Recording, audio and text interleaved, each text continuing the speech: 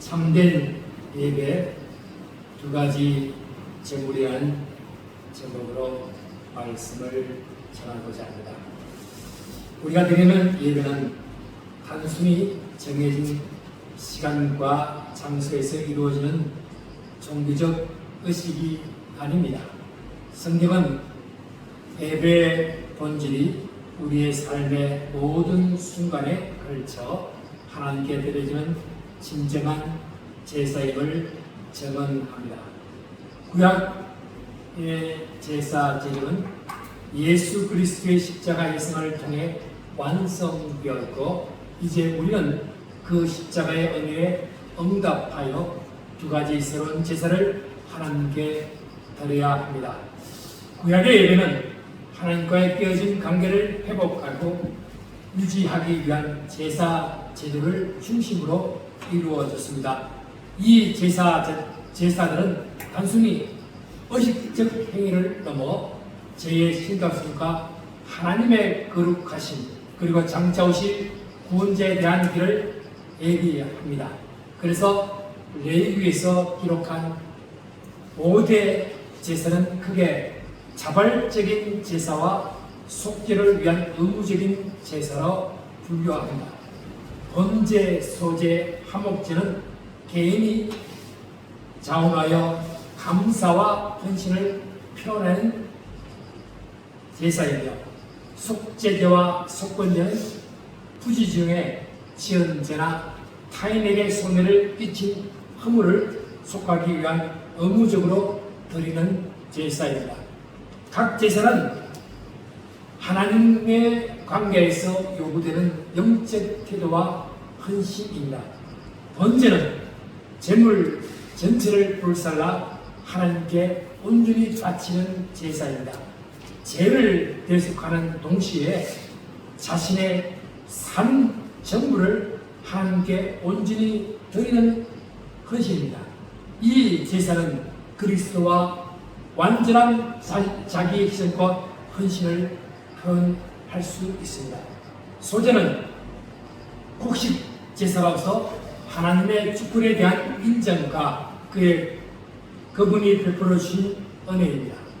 소제는 순교라고 죄 없으신 예수 그리스도의 모습을 상징합니다. 화목제는 하나님과의 화목과 이웃과의 친교를 목적으로 드려졌습니다. 제물의 일부만 하나님께 바치고 나머지는 제사장과 제물을 드리는 자, 그리고 그 이웃에 함께 나누어 먹었습니다. 예배가 수직적인 하나님과의 관계뿐만 아니라 수평적인 공동체 교제와도 연결됩니다. 이는 그리스도께서 우리의 화목 제물이 되심으로 하나님과 우리 나아가 이웃과의 관계가 회복함을 뜻합니다. 그래서 고린도후서 5장 18절 19절 말씀에 이렇게 말씀합니다. 모든 것이 하나님께 났으며 그가 그리스도로 말미암아 우리를 자기와 화목하게 하시고 또 우리에게 화목하게 하는 직분을 주셨으니 곧 하나님께서 그리스도 안에 계셔 세상을 자기와 화목하게 하시며 그들의 죄를 그들에게 돌리지 아니하시고 화목하게 하는 말씀을 우리에게 부탁하셨습니다. 또한 속죄제는 구주 중에 하나님의 금령을 어겼을 때 그 죄를 속하기 위해 드리는 의무적 제사입니다. 이 제사는 죄의 경중을 떠나 모든 죄의 심각성을 일깨워주는 역할을 했습니다. 속건제는 하나님의 성물을 범했거나 이웃에게 물질적 손해를 입혔을 경우에 배상을 포함하여 드리는 제사입니다. 속죄제와 속건제는 모두 예수 그리스도께서 우리의 죄를 담당하시고 그 죄값을 지불하신 희생을 상징합니다. 이러한 구약의 모든 제사는 완전한 속죄의 수단이 아니라 장차 오실 예수 그리스도의 희생을 가르치는 모형이자 그림자입니다. 동물의 피는 인간의 죄를 영원히 사할 수 없었기에 제사는 죄를 지을 때마다 반복하며 제사를 지었고, 불완전한 제사로는 궁극적인 구원을 이룰 수 없음을 증거하고자 이 예배의 본질이 단순히 의식적 행위를 넘어 죄의 전거와 대속의 원리에 뿌리를 두고 있습니다. 이는 오직 예수 그리스도의 단 한 번의 희생을 통해 완전히 성취되었습니다. 예수 그리스도께서 구약의 모든 제사를 십자가 위에서 단 한 번의 영원한 제사로 완성되었다는 것입니다. 그리스도의 피 흘리심은 인류의 모든 죄를 영원히 사하는 완전한 대속을 이루어 주셨습니다. 이러한 예배의 본질에 관한 요한복음 4장에서 예수님과 사마리아 여인과의 대화를 통해서 분명히 드러납니다. 여인이 그리심산과 예루살렘 중 어디에서 예배해야 하느냐 묻자 예수님은 예배의 정서를 둘러싼 논쟁을 종결시키면서 하나님은 영이시니 예배하는 자가 신령과 진정으로 예배할 진이라고 선포합니다. 신령은 스피리토스, 성령을 의미한다. 성령 안에서 모든 인간적인 장벽이 무너지고 하나가 됨을 뜻합니다. 민족, 문화, 언어, 심지어 세대 차이까지도 성령 안에서 통합되어 하나의 공동체가 됩니다. 진정은 보리타스라로 진리라는 의미입니다. 하나님의 말씀입니다. 나는 길이요 진리요 생명입니다. 예수 그리스도는 진리 자체라는 것입니다. 참된 예배는 특정 건물이나 장소에 국한된 의례가 아니라 성령의 인재 말씀의 진리 안에서 하나님과 인격적으로 관계를 맺는 행위입니다. 성령이 거하시는 성도 한 사람 한 사람이 곧 하나님의 성전이 된다는 것입니다. 그래서 로마서 12장 1절 말씀에 그러므로 합니다. 내가 하나님의 모든 자비하심으로 너희를 권하니 너희 몸을 하나님이 기뻐하시는 거룩한 산제사로 드리라. 이는 너희의 영적 예배이라. 산제사는 우리가 살아있는 동안 우리의 전인격적인 삶 자체를 하나님께 드리는 지속적인 헌신을 의미합니다. 마음을 새롭게 함으로 변화를 받는 행위입니다. 바울이 말하는 영적 예배는 구원받는 성도가 하나님의 자비하심에 대한 응답으로 마땅히 행해야 할 합당한 삶의 행위입니다.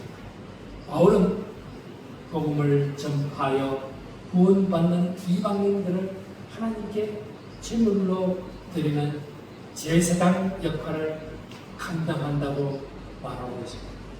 예배가 선교의 동력이 되고 선교의 결과가 예배가 되는 순환적 통합적 관계를 보여주는 것으로 현대 선교의 일정에 깊은 영감을 주는 것입니다.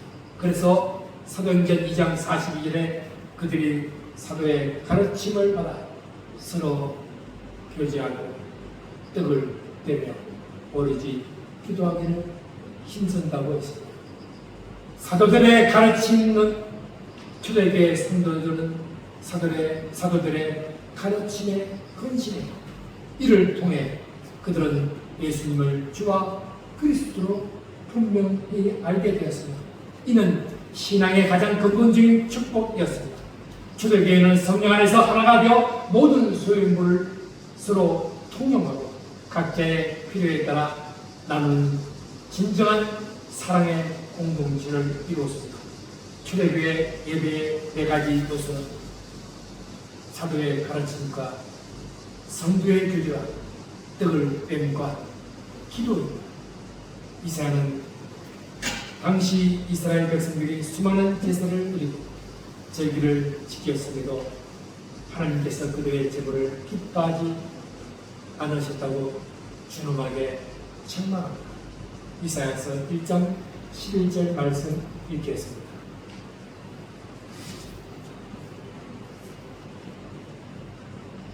여호와께서 말씀하시되 너희의 무수한 제물이 내게 것이고 나는 진정에 먼저 새로운 신세의 기름에 불렀고 나는 수성하나 어린 양이나 수금새의 피를 구하리라. 하나님은 그들의 제사 자체를 거부하시는 것이 아닙니다. 문제는 제사 뒤에 숨겨진 그들의 죄악입니다. 손에는 피가 가득했고 그들의 발걸음은 불의를 향해 있었습니다. 이사야는 단순한 의식만 치는 것을 꾸짖었습니다. 오늘 우리가 주일 예배에 참석하고 헌금을 드리지만 삶의 현장에서는 불의와 죄에 타협하는 모습과 다르지 않습니다. 이사야는 예배가 진정으로 회복되려면 먼저 죄를 씻는 회개가 있어야 함을 강조합니다. 그래서 16절 17절 말씀 읽겠습니다. 너희는 스스로 씻으며 스스로 깨끗하게 하여 내 공간에서 너희 악한 죄를 버리며 행악을 그치고 생명을 이루며 정의를 구하며 함께 하는 자를 도와주며 과를 위하여 가부를 위하여 하십니다. 하나님께서 원하시는 제사는 재물을 쌓는 행위가 아니라 우리의 삶을 깨끗하게 하고 이웃을 사랑하며 정의를 실천하는 것입니다.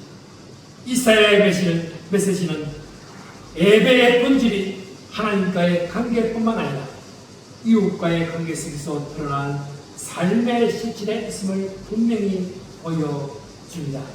오늘 히브리서 기자는 그 두 가지 제사를 정확하게 말씀하며 우리에게 권면합니다. 히브리서 13장 15절 말씀 읽겠습니다. 그러므로 우리는 예수로 말미암아 항상 찬송의 제사를 하나님께 드리자. 이는 그 이름을 증언하는 이스라엘의 열매입니다.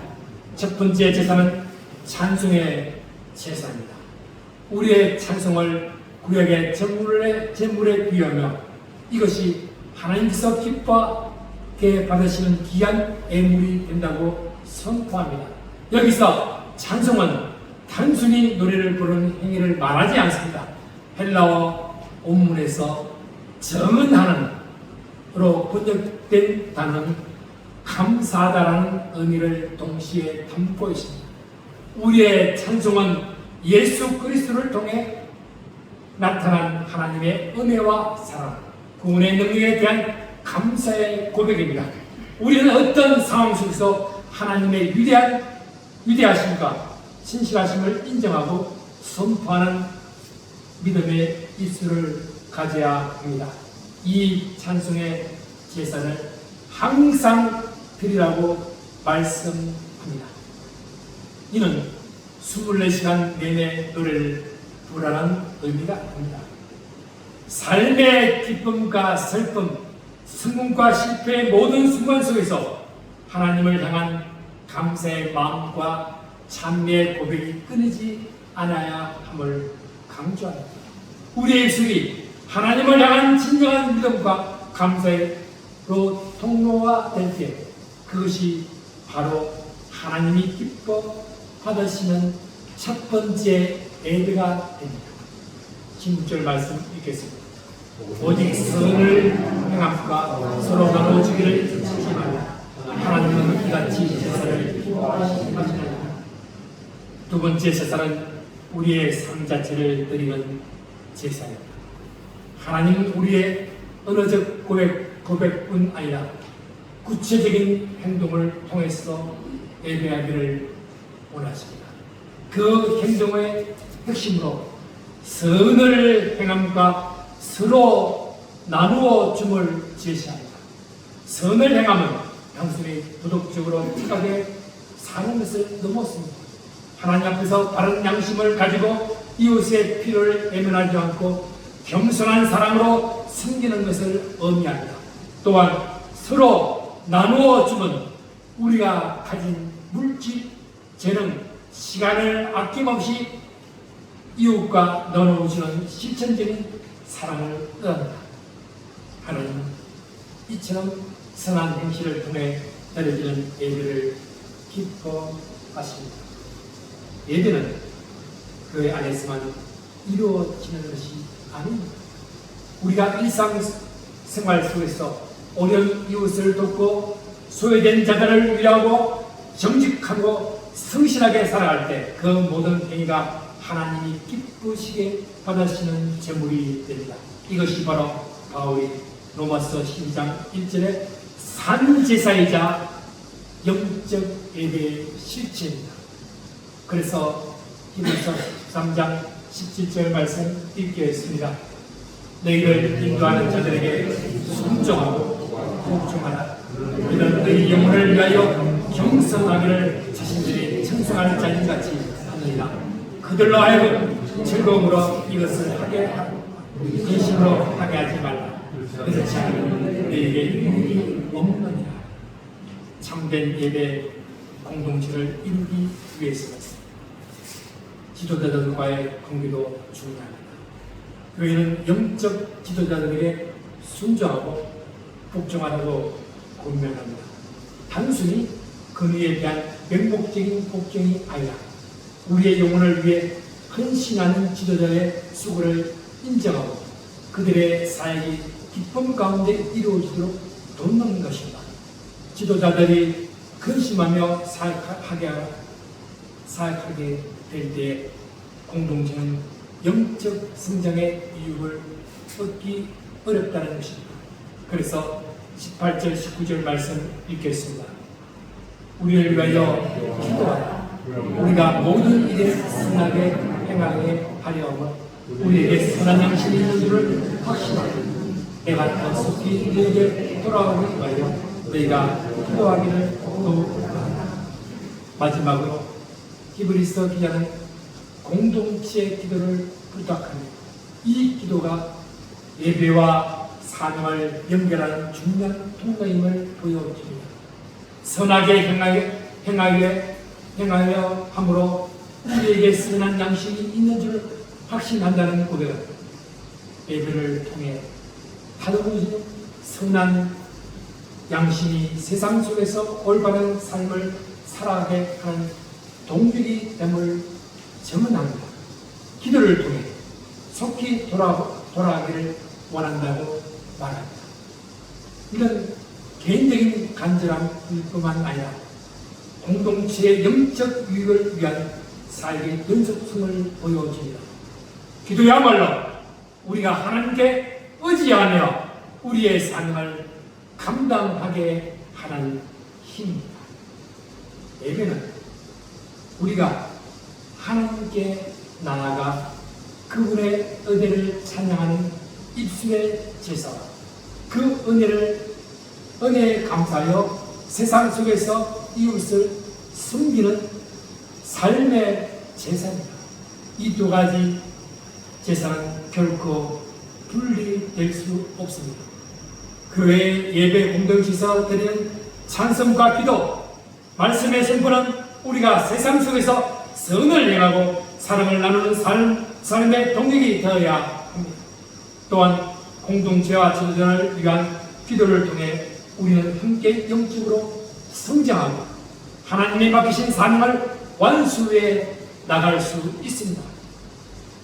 오늘 우리의 삶의 모든 순간이 하나님이 기뻐하시는 참된 예배로 두 가지 제물인 입술의 열매와 삶의 제사를 드리며 나아가라. 주님의 이름으로 축원합니다. 기도합시다. 사랑과 은혜 하나님, 오늘 말씀을 통해 참된 예배의 본질을 깨닫게 하시니 감사합니다. 우리의 입술로 항상 하나님을 찬양하는 찬송의 제사를 드리게 하여 주옵시고 우리의 삶으로 선을 행하고 이웃과 나눈 삶의 제사를 드리게 하여 주시옵소서. 교회 안에서 드리는 예배와 세상 속에서의 삶에 분리되지 않고 예배를 통해 받는 은혜가 삶의 자리에서 흘러가게 하여 주시옵소서. 우리의 삶이 곧 하나님이 기뻐하시는 향기로운 제물이 되게 하시고 이 모든 것을 가능하게 하신 예수 그리스도 이름으로 기도합니다.